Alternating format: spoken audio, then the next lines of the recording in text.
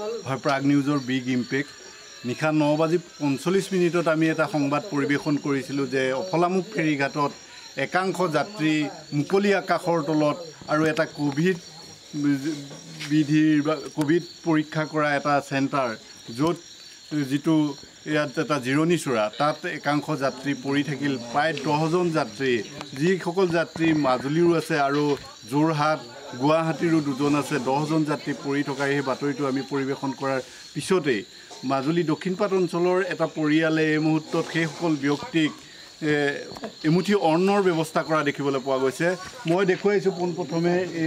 এয়া পৰিৱেশ এনেধৰণে পৰিৱেশ যি দুই এজন যাত্ৰীৰ মাজত আঁঠুৱা থকাৰ বাবে তেওঁলোকে আঁঠুৱা তৰিছে বাকীসকল যাত্ৰী আঁঠুৱা নতৰাকৈ এই পুলিচৰা অৰ্থাৎ কোভিড টেষ্ট চেণ্টাৰ মই দেখুৱাব বিচাৰিছোঁ ভিডিঅ' জানিছৰ যোগেদি কোভিড টেষ্ট চেণ্টাৰ এই কোভিড টেষ্ট চেণ্টাৰত তেওঁলোক এনেধৰণে পৰি থকা দেখিবলৈ পোৱা গৈছে আৰু এই মুহূৰ্তত দেখিবলৈ পোৱা গৈছে যে তেওঁলোকে এমুঠি অন্ন গ্ৰহণ কৰা দেখিবলৈ পোৱা গৈছে বিশেষকৈ যিসকল ব্যক্তি ইতিমধ্যে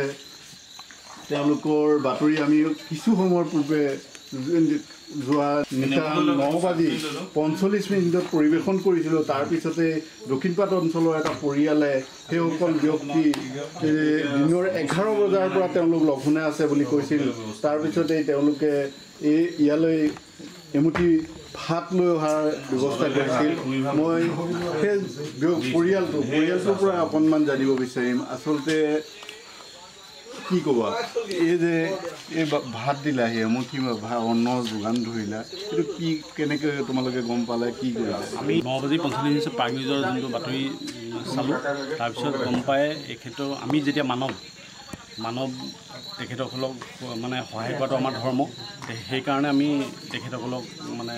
এমুঠি অন্ন দিবৰ কাৰণে আমি আগবাঢ়ি আহিলোঁ হয় নিশ্চয়কৈ এইটো পৰিয়ালে এনেধৰণে তেওঁলোকক অন্ন যোগান ধৰিছে মই দেখুৱাব বিচাৰিছোঁ এনেধৰণে অন্ন যোগান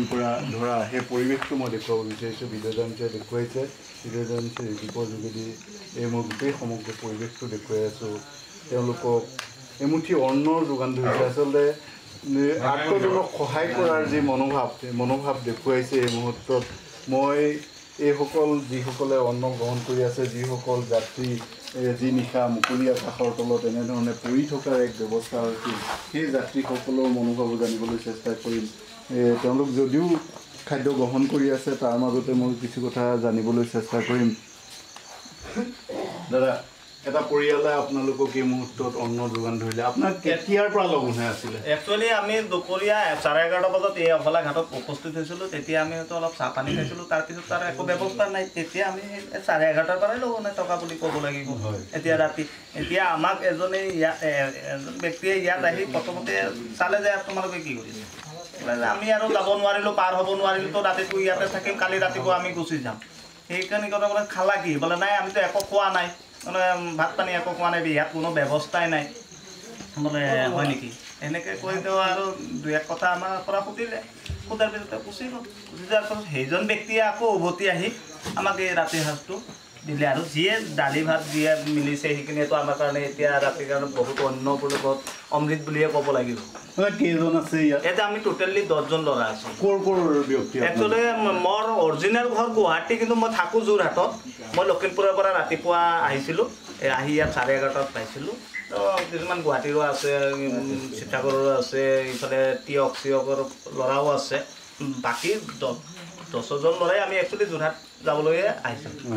কেনেকুৱা পৰিৱেশ কি পৰিৱেশত আপোনালোক যাব নোৱাৰিলে এই যে পৰিৱেশটো হ'ল কি আমি প্ৰথমতে আমি কমলাবাৰী ঘাটলৈ গুচি গ'লোঁ কমলাবাৰী ঘাটত যোৱাৰ পিছত ইহঁতে ক'লে যে ইয়াতো মানুহ যিখিনি হ'ব লগা যিখিনি নাৱত কেপাচিটি আছে সেইখিনি বুকিং হৈ গ'ল এতিয়াতো তোমালোকে ইয়াত যাব নোৱাৰা তোমালোকে এটা কাম কৰা অকলেলৈ ঘাটলৈ গুচি যোৱা তাতে ৰৰৈয়া জাহাজখন আহিব তাতে বহুত মানুহ ল'ব তাৰপিছত আমি তাৰে পৰা ধাম ধুমকৈ যিয়ে মানে গাড়ী ভাড়া যিমানেই বিচাৰিছে আমি যাব লাগে না পাৰ হৈ সেইকাৰণে আমি ধাম ধুমকৈ গুচি আহিলোঁ অহাৰ পিছত ইয়াত আহিলোঁ ভাই ইয়াত কি চিষ্টেম হ'লে না প্ৰথমতে এণ্ট্ৰি কৰিব লাগিব তাৰপিছত তোমালোকে পাৰ হ'ব পাৰিবা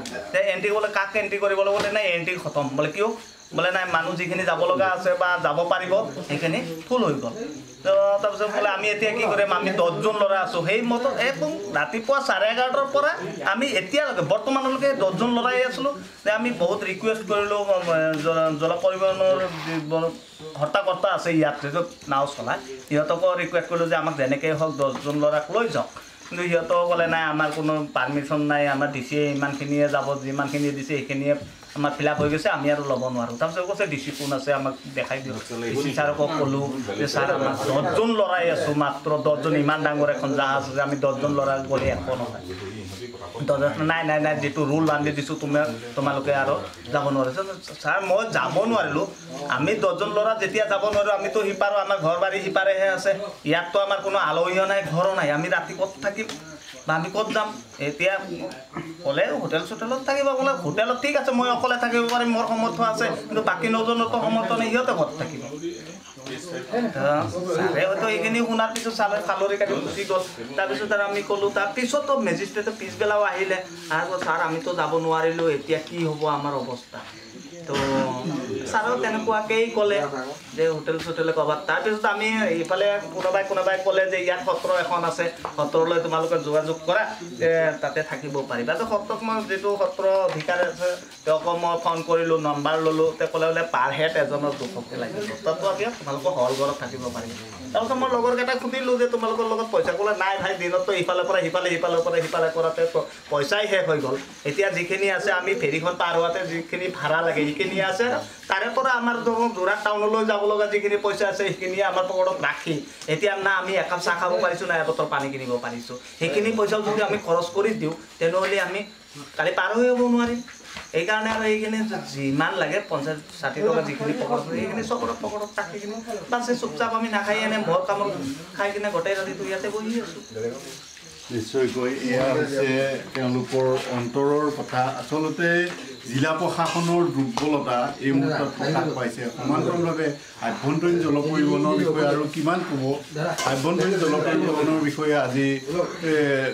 8 ছেপ্টেম্বৰৰ পৰা ধাৰাবাহিকভাৱে বাতৰি পৰিৱেশন কৰিছোঁ আৰু জিলা প্ৰশাসনেও শেষ মুহূৰ্তত এইসকল যাত্ৰীক কেনে অৱস্থা কৰিছে সেয়া আপোনালোকে দেখিবলৈ পাইছে মই এজন যাত্ৰীৰ পৰা সুধিম আচলতে এই মুহূৰ্তত এটা পৰিয়ালে অন্ন যোগান ধৰিছে কি অনুভৱ কৰিছে আজি মোৰ এনেকুৱা লাগিছে বহুত দুখ লাগিছে বাট নিজৰ হাতত 1 টকা পইচা নাই আৰু দাদা এজন আহিছিল সেই সময়ত চাই পেলাই দাদাজনে কৈছিল আমাক এই অন্নমুঠি যেন দিব আমি আশাই কৰা নাছিলোঁ বাট এতিয়া আহি পেলাই দাদাজনে আমাক অন্নমুঠি দিছে বাট এইটোৱে ধন্যবাদ দাদাজনে যেন আমাক অন্নমুঠি দিবলৈ দেখিলে বাট আমাৰ ডিচি চিচি কোনেও গুৰুত্বই নল'লে জিলা প্ৰশাসনে কি ধৰণৰ গুৰুত্ব নল'লে তাৰ বিপৰীতে দক্ষিণপাট অঞ্চলৰ এটা পৰিয়ালে দেখিছে এনেধৰণে অন্ন যোগান ধৰিছে আৰু জিলা প্ৰশাসনৰ এই দুৰ্বলতা এই মুহূৰ্তত বাৰুকৈ প্ৰকাশ পাইছে সমান্তৰালভাৱে 9:45